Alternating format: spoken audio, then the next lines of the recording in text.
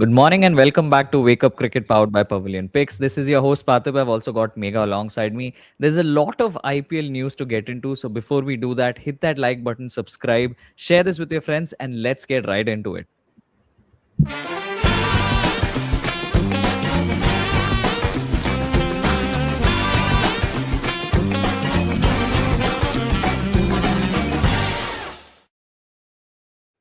Let's get going with the game yesterday night. Rickelton Rohit bowled away in MI's 229 chase. There were smiles at last for Mumbai Indians on a night that didn't look quite as promising when Nicholas Puran's savagery, 63 of 21, threatened to run them down. From looking set to concede 250, they limited damage, conceding just one boundary in the last 3 overs to set up a target of 229. Then Ren Rickelton and returning Rohit Sharma, fit again after 5 games on the sidelines due to hamstring injury, turned in an exhilarating batting display to race the target down in just 18.2 overs. Rickelton, who struck 123 not out in his previous innings at Wankhede last week against Sunrisers Hyderabad, made 83 of 32 in a 143-run opening stand. Rohit, who raised his half century of 27 balls, made 84 of 44. By the time he was out, mistiming an attempted pickup shot over short fine leg, MI's equation had come down to 52 of 36.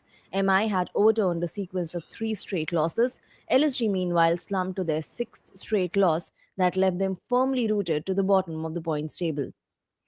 Now, it was very interesting yesterday because at the toss, you had Surya Kumar Yadav who came in instead of Hardik Pandya. And right there was already some discussion about whether or not MI are playing their best squad. Uh, I mean, before the toss itself happened. And they were talking about how even this late into the tournament, the Mumbai Indians just haven't found their mojo, haven't found their best playing 12. In fact, if I'm not wrong, I think they tried about 22 to 23 players in the lead Yeah. up to this match itself. So, all of those things considered, and Hardik Pandya not turning up for the toss, Surya Kumar Yadav being the captain, Hardik not even in the squad to begin with. Apparently, he was down with some sort of niggle. Now, I don't know the truth behind that. It almost feels very similar to the season that Gautam Gambhir had for KKR, where he had dropped himself halfway through. And at this point in the tournament, it's do or die, right? It's almost die for the Mumbai Indians. So every match moving forward from here has to be a victory. And so when you look at it from that context, and you have Rohit Sharma who also came back into the mix of things, it kind of worked out for them beautifully because they seem to find a lot more balance. With the ball, they still did struggle. They weren't particularly their best, but that's what you get at the Wankhede as well. They did come back strongly in the death, where in the last 3 overs, I think they gave just the one boundary. So that's something they could take heart from.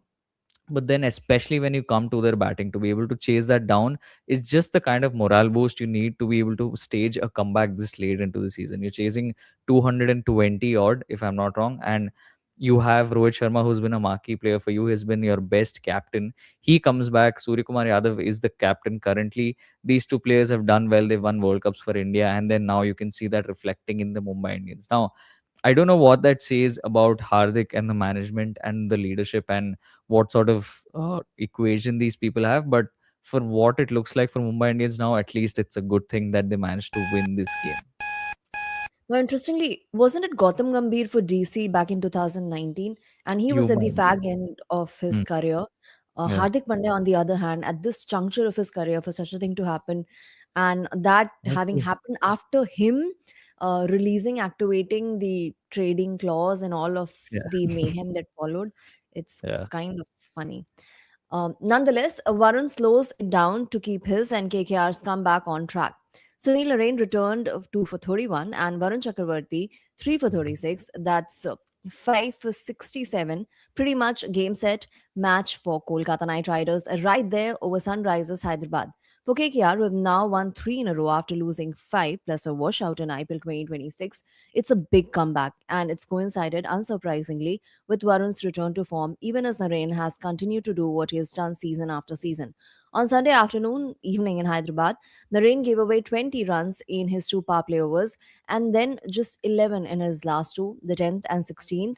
A chokehold if there was a one, and Varun, he came on after the power play and was taken for 13, primarily by Travis Head. He took out Head in the ninth over but still went for 16, but he bounced back in the 12th, removing R. Smaran and giving away just 4 runs, and then removed Aniket Verma and gave away just 4 more in his last over, the 14th. Varun started off bowling at a slightly faster pace, and then he slowed it down in the middle overs once he got hit.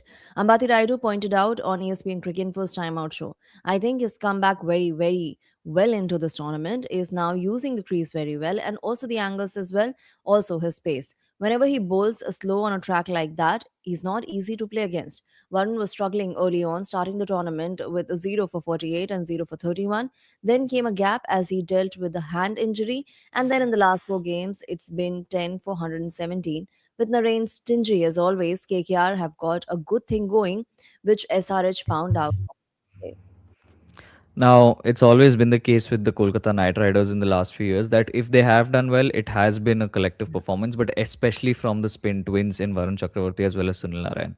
As the article rightfully points out, Narayan has always just happened to find his mojo, has always been consistent. Even if he's not going to get you wickets, which was the case in the start of this tournament, he will keep things tight. Whereas with Varun Chakravarti, it was an ongoing issue right from the later end of the T20 World Cup coming into the IPL as to whether or not he's found his mojo again and like what things are going to look like for him, because even towards the end or the middle of that T20 World Cup, you were seeing this where the moment he was getting hit or being attacked even just a little bit off that good length, he was certainly trying to go a lot quicker with the ball. And that's something that is also spoken about here, where there is an emphasis on the fact that Varun Chakravarti was able to slow things down. Now, you also need to realize that he's done this in the past. It's not the first time that in this period he's tried to slow his pace down, but it also comes down to the kind of luck you have on the day, right? Because Travis Head got out to an absolutely horrible delivery that should have been deposited for six. He unfortunately found the fielder, and the same with the third catch that on which Aniket Verma got out, where Rahane took a good diving catch. Now, on another day, Chakravarti could have not got both those wickets, and both of those balls would have landed safely. One would have gone for six. It would have been a completely different story. So that's just something to think about. Now, moving on to the next story. Salt returns home for scans after being sidelined with injured finger. Phil Salt has returned to the UK for scans on the finger injury that has kept him out of the last three matches for Royal Challengers Bangalore at IPL 2026. The update means that Jacob Bethel is set to extend his run of games at the top of the order.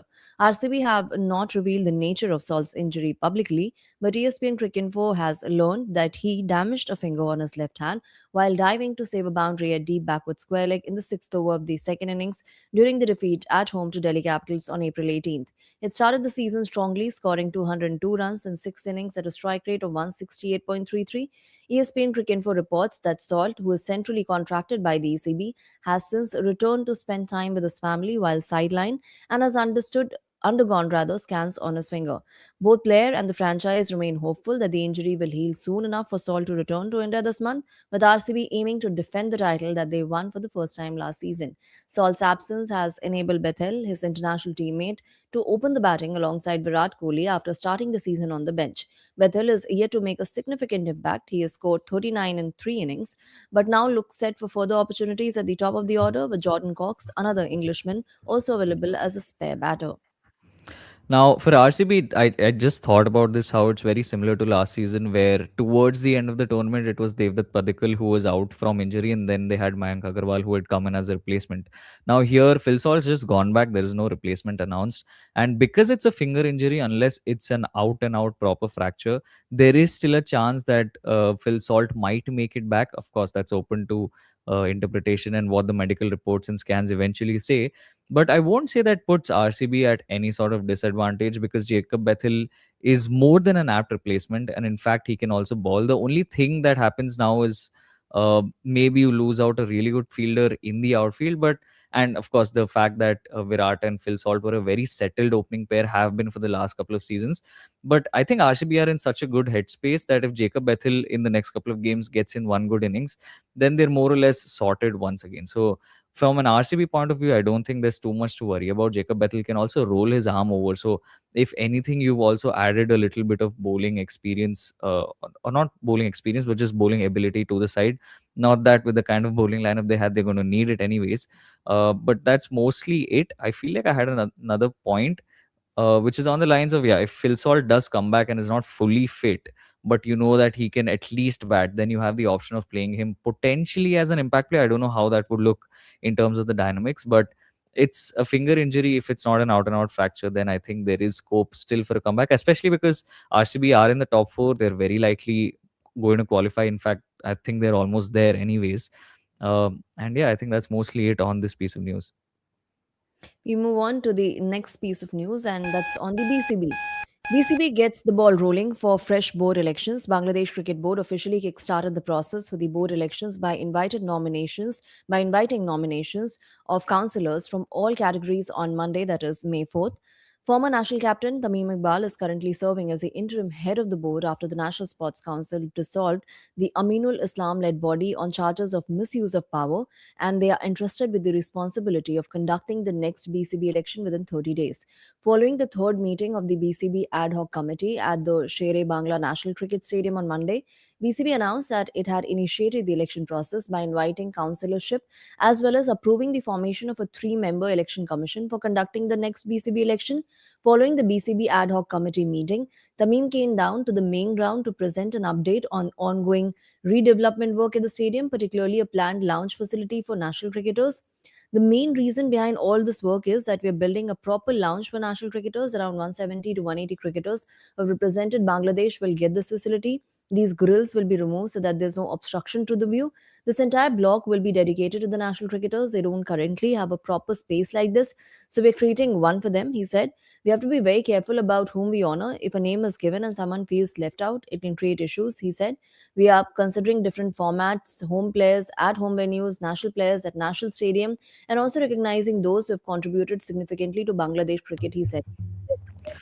Now, the reason I put this news in is because, firstly, it's important to understand where Bangladesh cricket is at the moment. We've also Yeah. spoken about how, as rightly pointed out in the article, also that Tamim Iqbal is in the interim board right now. He is Mm. handling things until there is a proper election that is conducted, which I think they were given 30 days for.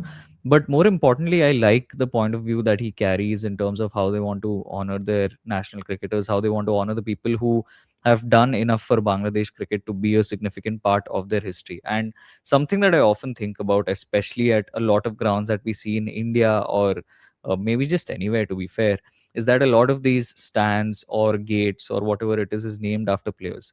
But something that I always wonder is, after a point, like, what are you going to do? How are you going to name it after more players who Yeah. have done enough, but your stadium is just the same size? Like, you're not, either you keep building new stadiums, which as India you can do, as BCCI you can do, but still, like, you want to honor the player locally, right? So if it's Delhi, you will have a Virat Kohli stand or a Virat Kohli pavilion. It already exists. So along those lines, it makes sense for Tamim Iqbal to be thinking this way, where he wants to honor the national cricketers. So he just wants to have a section of the stadium which is dedicated to them, a sort of pavilion or a lounge, so to speak. It's kind of similar to the stuff that we see in Lords, where you have the famous club or the bar. I think, I'm not exactly sure what it is, where you have a lot of these members, or you have a lot of these ex cricketers, and then this small things like that. So I think it's a good initiative from Bangladesh. Another quick observation, in case of Bangladesh cricket or in general, we've seen that interim bodies overstay their welcome. But Mhm. Iqbal, immediately after taking the office, and it's been barely a few days, he's already announced the next elections and he'd also be Yeah. contesting in it. So, but he's not holding on to power, which is being given in interim capacity. And immediately on taking over, he mentioned that the things that demand immediate concerns are interest of the players and also the fans. Hygienic conditions should be provided to the fans, Mhm. and their interest should be of paramount importance. That is Moving true. on, Ngidi 100% fit as DC and CSK look to get back into the playoffs race. IPL 2026 so far has been about a five-team leading pack, followed by five more trying to chase him. But results over the weekends mean that a win on Tuesday for one of the seventh placed Delhi Capitals or sixth placed Chennai Super Kings would put them just 2 points away from the second place. An optimist would take that after the kind of season both sides have had. DC have lost two games against Gujarat Titans and Punjab Kings that seemed unlosable at one point, while CSK had a sluggish start combined with injuries across the board that left them playing catch up. But both teams come to the Arun Jaitley Stadium on the back of comprehensive victories. After being bundled out for 75 at home against Royal Challengers Bangalore, DC cruised to a chase of 226 against Rajasthan Royals. CSK overcame a meek defeat at home to GT by taking down Mumbai Indians with 8 wickets to spare. They're also looking like a team that knows how to move forward. For DC, KL Rahul is finally getting support from the other batters, while they have zeroed in on Nitish Rana as number 3. Mitchell Stark's 3-4 in his first game for DC has added an edge to their bowling. CSK, meanwhile, are batting around Ruturaj Gaikwad and are showing faith in their new buy, Karthik Sharma. Some impactful runs from Shivam Dubey and Deval Bravis would just elevate CSK from here on. CSK have been bad travelers this season with 1-3 win-loss record, but they did beat DC convincingly by 23 runs on April 11th. Can they do a double and inch closer to the top 4? Now, as Chennai Super Kings fans and even as Delhi Capital fans, to be fair, you would hope that they can come out and win this fixture, especially because of recent form. They've both won their last games. But if you look at the templates, it is going to be very interesting, right? Firstly, talking about the Chennai Super Kings, as rightfully said, they're batting around Rituraj Gaikwad. Now, I don't know if that is a good thing for them in the long run, or even for the rest of the tournament, because Gaikwad, as of now, seems to have forgotten that he has that fifth and sixth gear, which he used to go to a couple of seasons back in the IPL. Now he's playing a proper anchor role and he's just asking everyone to bat around him. Now, you could argue that in the games gone by, the conditions have been such, or the situations of the match have been such, where Gaikwad has been forced to play a certain way so that he can bat out the innings, he can prolong the scoring, and eventually they get to some respectability and not kind of fizzle out in a blaze. But for Chennai Super Kings, especially against the Delhi Capitals with KL Rahul, Nitish Rana also now in form, they are going to need a big total, or they are going to be chasing a big total. And if Chennai Super Kings come out batting in the manner that they have in the last few games, then I don't see them winning this fixture. Also, because for DC now with Ngidi fit, you have Mitchell Stark as well as Ngidi. Both of them, Stark of course can blow hot and cold, but Ngidi, has been putting in some brilliant work ever since the T20 World Cup. So, all things considered, I would give DC the edge, but I'd love to be proven wrong because it just opens up the tournament a lot. I think either of these sides winning is good for the business end of the tournament itself. So, that's something that we'll have to watch out for. Interesting. Now we have the meme, and it is to do with players getting back to form when up against Mumbai Indians. That's true. Funnily enough, I think I picked this meme out midway through the match when Nicholas Puran was, of course, absolutely Hmm. tonking it. And Nicholas Puran is a very interesting one, right? Because I think before this game, he was struggling to get any sort of runs. And he's one of the batting mainstays for Lucknow Super Giants, was the case last time as well, where he had a fantastic season for them. So you knew that Lucknow Super Giants is one of those sides that, anyways, is overseas heavy in terms of their batting unit. In fact, yesterday, I think the top four were all overseas batters. So when you consider that and the kind of run that he had yesterday, scoring 60 odd in what, 20 balls or something like that. Uh, in fact, yeah, I think there was another meme where it said that if he did four more sixes, he would equal Rena's record, which just goes to show how fast he was already batting. But in the end, it worked out for Mumbai Indians because they also managed to get Rohit Sharma back into form. So I don't know who's the real winner here. I would say Mumbai Indians. Mumbai Indians fans will be the happy ones. For LSG, is the same old story. They just can't seem to find a way to win. And it was also so evident at the toss, right? The At the toss, the presenter was interviewing Surya Kumar Yadav as well as Rishabh Pant, and Pant was just all over the place. Like, he didn't really mince his words. I think he was fairly transparent about how it's been a bit of a horrible season for them, and they just have to hope that they can come out and play their best cricket and win. Also, because they were playing after a gap of a week. So, all things considered, I don't know if this is going to be of any good. For Nicholas Puran, personally, sure it is. And maybe for the franchise to try out a couple of options in these last few games where they know that they're not going to make it into the playoffs. Maybe they can try some combinations, keeping in mind the fact that Nicholas Puran is now scoring runs. But honestly, that's about it. And that'll probably bring us to the current fixture, which is the one today, and that's the Delhi Capitals taking on the Chennai Super Kings, something we've already spoken about. I do think that the Delhi Capitals should emerge victorious, but I feel like the last two times that I've made predictions on here, they've gone wrong. So, Chennai Super Kings fans, you can keep your fingers crossed. And that's it from us at Wake Up Cricket, powered by Pavilion Picks. Thank you so much for watching. Peace. But never consume Harpic, by the way. Fair.